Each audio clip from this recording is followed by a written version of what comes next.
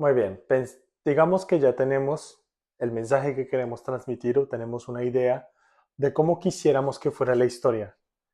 Abrimos un archivo en blanco, o sacamos una hoja de papel y ¿por dónde empezamos? Ese es un problema que hemos tenido muchas personas y que se soluciona analizando cómo se construye una trama. Eso es lo que veremos hoy. Hola, soy Walter Castro, ingeniero de profesión, pero mi pasión son las historias. Si te entusiasma el arte de narrar y quieres adquirir herramientas para crear tus propios relatos, estás en el lugar correcto.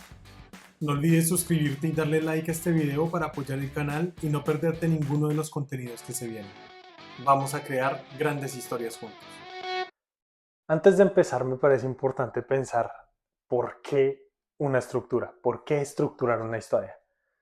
Siempre me planteé esa pregunta y me parece extraño cuando se habla de esta es la forma de mantener al lector enganchado o de mantener a la persona que vea la película bien o bueno, principalmente porque no creo que deba simplemente engancharse al lector. Creo que es extraño hablar bajo la única idea y el único objetivo de mantener a la otra persona escuchando. Si estoy hablando, si estoy comunicando algo, no debería buscar que la otra persona me preste atención, sino que debería hacer que el mensaje y la estructura del mensaje sea tal que haga que la persona quiera prestarme atención. En ese sentido, creo que hay dos grandes cosas que cambiaron la forma de ver las estructuras para mí. La primera es que la estructura surge después de las historias. Es una vez que una historia se ha escrito que se puede ver la estructura detrás. Y las grandes estructuras que existen hoy por hoy son estructuras que surgieron del análisis de muchas historias a través de los años. Esto es importante porque permite dar libertad al momento de escribir, porque no necesariamente tengo que ajustarme a una estructura, porque esa estructura surgió de una historia que no tenía esa estructura. Asimismo, esta definición es importante porque quiere decir que la estructura es algo que se debe ver a posteriori y no a priori. Es decir, debe ser una herramienta de análisis y debe ser una herramienta de cómo puedo hacer para que una vez tengo la idea en la cabeza y una vez tengo una historia en la cabeza, pueda acomodar esa historia para contarla mejor. Más no debe ser una lista de ítems que debo marcar y que debo mantener en una historia para que esa historia sea escuchada. Es decir, es una herramienta que nos va a permitir, una vez tengamos la historia, incluso después de haber escrito la historia, ver cuáles son los puntos en los que estamos fallando y cuáles son los puntos débiles y trabajar a partir de ellos. No antes de escribir estar pensando en que aquí tengo que agregar esto o tengo que agregar esto otro. No es el objetivo de una estructura. Ahora, la estructura más conocida y más sencilla es la estructura de tres actos. Y recuerdo mucho que cuando era joven, muy joven, cuando estaba en el colegio, apenas era un niño, me dijeron que toda historia tiene un inicio, un nudo y un desenlace. Y recuerdo que en cuanto me lo dijeron, para mí significó nada. O sea, no me agregó la más mínima información porque es evidente que todo en la vida tiene un inicio, un final y algo en medio. Y decirme que una historia también no me aportaba nada. Sin embargo, a través de los años comencé a darme cuenta de que va más allá de decir esto y de que estos tres actos realmente vienen a significar mucho más que solo un inicio, un medio y un final. Vamos a ver diferentes formas de analizar y de ver estos tres actos para identificar qué es lo que cada acto está aportando a nuestra historia y cómo podemos hacer para explotar al máximo cada uno de estos actos y sus funciones. Ahora, ¿de dónde surgen estos tres actos? Si miramos las historias en el ambiente más común, en donde más común las vemos, que son las conversaciones del día a día, nos damos cuenta que, por ejemplo, es posible estar hablando sobre cosas que ocurren en la casa y cómo mantener la casa. Alguien te dice, uy, olvidé bajar la basura un par de días y me fui el fin de semana de viaje y cuando volví resultó que la basura estaba llena de hongos y estaba oliendo mal la casa y tuve que bajar la basura inmediatamente y después tener que limpiar inmediatamente la casa porque incluso llegué a ver una rata que estaba pasando por ahí, definitivamente no vuelvo a dejar la basura por fuera. Son el tipo de cosas que pueden ocurrir en una conversación.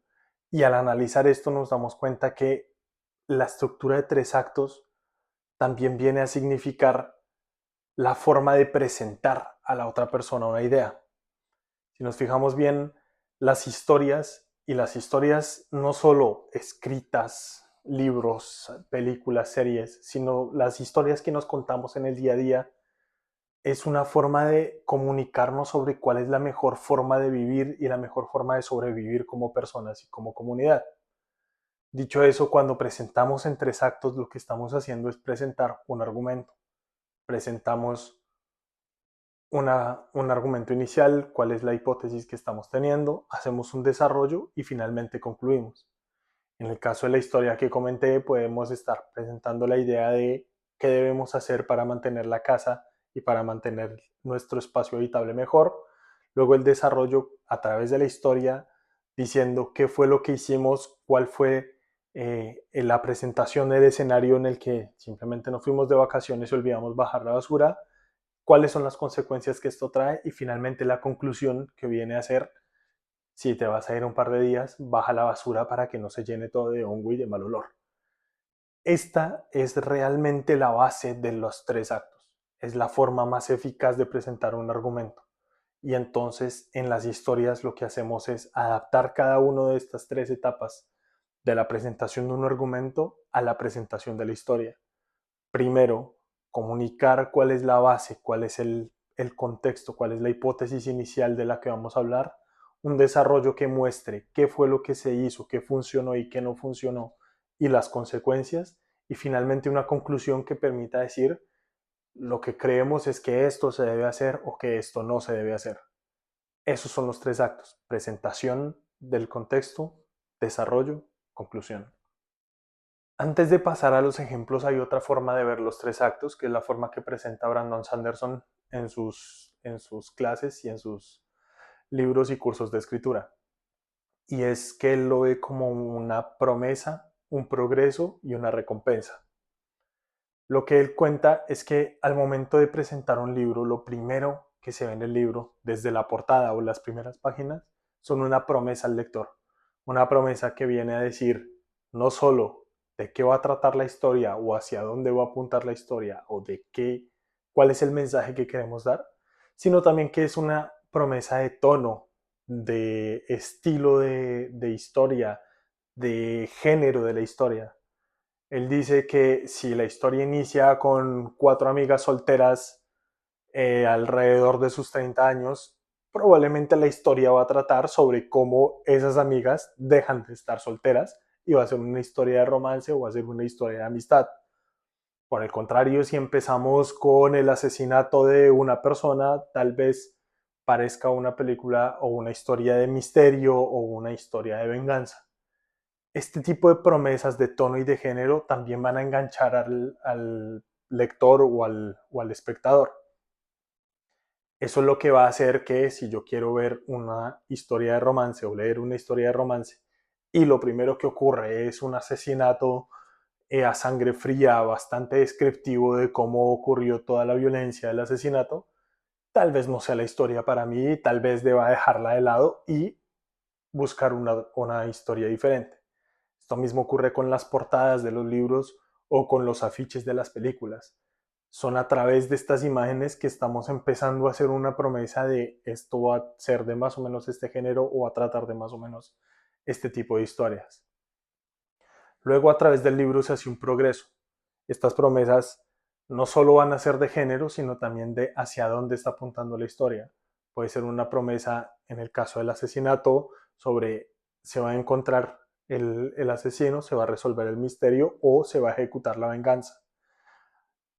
A través del progreso lo que vamos a hacer va a ser descubrir las pistas o encontrar todo lo que vamos a necesitar para armarnos o prepararnos para esa batalla final. Y en el tercer acto lo que vamos a hacer es hacer una recompensa a esa promesa. Muchas veces lo que ocurre en este tercer acto es algo que desde el principio se puede prever, entre comillas, aunque la idea es siempre mantener una pizca de sorpresa, una pizca de algo inesperado para el lector o para el televidente. Dicho eso, es mucho más fácil a la hora de corregir, dice él, arreglar o presentar mejor las promesas que la parte del progreso o de la recompensa. Muchas veces lo que tenemos en la cabeza es quiero que al final el sentimiento sea este o quiero que al final ocurra esta batalla final o se desvele este tipo de misterio o esta pareja termine estando juntas. Y si la historia se siente incómoda, si la historia tiene algo que no funciona, es probable que lo que haya que cambiar sea las promesas del principio. Tal vez presentar mejor el asesinato, presentar mejor las pistas que se están develando o presentar mejor el tipo de persona o de interés amoroso que se está buscando en la historia de romance. Vamos a tomar un ejemplo de una historia, una película que a mí me parece espectacular, maravillosa y todo lo que está bien hecho en el arte de contar historias, que es Shrek. Vamos a tomar el ejemplo de Shrek porque tanto desde el punto de vista de presentación, desarrollo y conclusión, como desde el punto de vista de promesa, desarrollo, progreso y recompensa, es una película que está bastante bien hecha y que nos va a permitir identificar las diferentes etapas. La película inicia justamente con Shrek leyendo una historia de cuentos de hadas, la historia de Fiona específicamente, y antes de llegar al final arrancando la hoja y diciendo como si esto no, como si esto ocurriera en la vida real, como esto solo ocurre en los cuentos de hadas. Es una promesa importante porque lo que nos está diciendo es que si bien va a tratar de alguna especie de cuento de hadas, al final va a tener un enfoque mucho más realista y mucho más subversivo respecto a lo tradicional de lo que es un cuento de hadas. Es la forma de presentar también a través del humor y de cómo él lo está usando para leerlo mientras que está en el sanitario, de decirnos que va a tener un enfoque humorístico este tipo de cambios que se van a hacer a la historia tradicional de los cuentos de hadas. A través del desarrollo, del progreso, vamos a ir conociendo a diferentes personajes y vamos a ir viendo cómo en realidad lo que se contaba en los cuentos tradicionales cambia un poco porque se les ve con una vida diferente, porque se les ve con una personalidad diferente y también vamos a ver al final cómo la historia no termina exactamente igual a como terminan todas las historias de cuentos de hadas. Finalmente, si bien terminan con un felices para siempre, no es con el príncipe azul o no es con lo hermoso que siempre se ve en las historias y cuentos de hadas, sino que finalmente termina con el ogro. También podemos verlo como desde un punto de vista de presentación del argumento, donde desde la historia, desde el enfoque de la historia romántica que tienen Shrek y Fiona, él al principio está solo y busca estar solo y prefiere estar solo porque siente que los demás lo están atacando siempre. Lo primero que se muestra es a Shrek espantando aldeanos que están yendo a buscarlo con trinchetes y con antorchas y él espantándolos. Y esto, aunque al principio Shrek piensa que es mejor porque le permite mantener su soledad y le permite mantener su tranquilidad, a medida que vamos avanzando en la historia nos damos cuenta que finalmente lo que él quiere no es estar solo, solo es estar feliz, estar tranquilo. Y esa felicidad también puede venir desde el punto de vista de estar con una pareja, de estar con Fiona. Este, esta recompensa final, digamos, esta conclusión que se tiene cuando se tiene la boda entre Shrek y Fiona, viene también acompañada de todo el desarrollo en el que nos vamos dando cuenta que tanto Shrek no es como se pinta al principio, no es solo un ogro que quiere estar completamente solo y alejar a todos, sino que simplemente es alguien en busca de compañía, como desde el punto de vista de Fiona, no es simplemente una princesa como todas las demás, sino que además tiene un montón de variantes y de aristas diferentes a las que podría tener una princesa tradicional. Ahora, una forma de ver la estructura de tres actos a través de un libro, de una historia así de grande, puede hacer que parezca que es demasiado amplia. Y aquí me parece importante resaltar que en las estructuras suele pasar algo que yo llamo que las estructuras son fractálicas. Funcionan como un fractal, es decir, que cada etapa se puede dividir a sí misma en también varias etapas de la estructura. Si vemos al principio, podemos decir que Shrek empieza espantando a los aldeanos, llegan los personajes de cuentos de hadas y él decide ir a buscar a Lord Farquaad para conseguir las escrituras de su pantano y espantar a los personajes de cuentos de hadas. Y esto, si bien es solo el inicio de la película, también está estructurado de tal forma que nos va a permitir ir construyendo poco a poco o ir deconstruyendo poco a poco las historias y así poder ir adaptando cada etapa de la historia para que tenga un mejor peso, para que tenga una mejor presentación hacia el oyente o hacia el lector. Si hay algo que nos gusta como humanos es encontrar patrones. Si algo ocurre una vez, es un evento. Si ocurre dos veces, es una coincidencia. Pero si ocurre tres veces, hay un patrón. Es por eso que muchas historias juegan con el número 3, como los tres cerditos. Porque con dos cerditos no funciona igual la historia y cuatro cerditos comenzaría a ser redundante. Son tres a partir de tres donde encontramos un patrón.